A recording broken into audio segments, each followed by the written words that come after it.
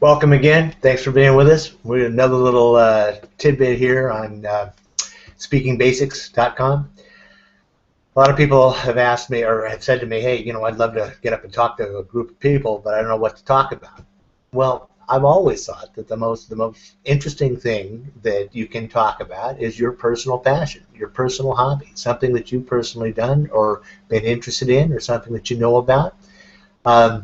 But I will tell you, I've been in situations where I was asked to speak to certain groups, and I really no experience with the types of things that they had been involved with in their groups. I actually spoke to a podiatrist convention at one time.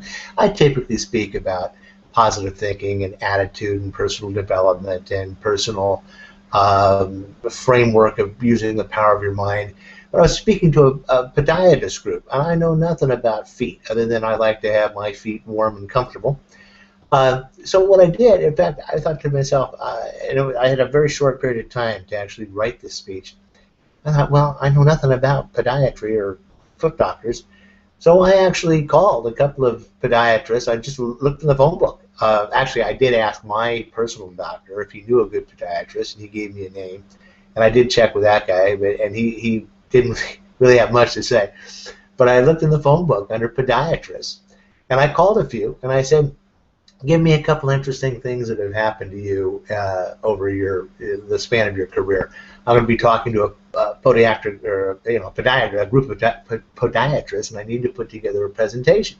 Sure enough, I called. People love to help. In fact, this is something I've always found. If you ask for somebody's advice, they love to give you advice. They love to be helpful. If you go in and tell them, try to tell them something, a lot of times people will say, well, who the heck are you telling me this or telling me that? But if you ask for people's advice, people bend over backwards to be helpful, and they appreciate it. They appreciate you caring about their knowledge. Anyway, so this example, I went to two different podiatrists. I got a little bit of basic information about what they do and how they do it. But I got some real cute and interesting stories. I did put that basics on the power of the mind and the power of positive thinking and the power of attitude development, and put together some pretty good presentations. In fact, I was, after that presentation speaking to podiatrists, I was asked to speak to two other groups of podiatrists. Anyway, just kind of, if you're kind of stuck on a topic, find out again who you're speaking to, and then go ask people that are in the same type of business or whatever it might be, frame of living or the types of people that they are.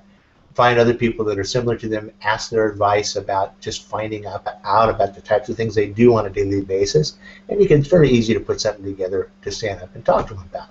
Anyway, thanks again for being with us. Look forward to having you on the next segment. Once again, go to our website of speakingbasics.com, put in your email address. We're going to send you some fun things. We won't overdo it with the emails, but we'll send you some fun things that you'll enjoy. Okay. Once again, thanks for being with us. Look forward to having you on the next segment. Bye-bye now.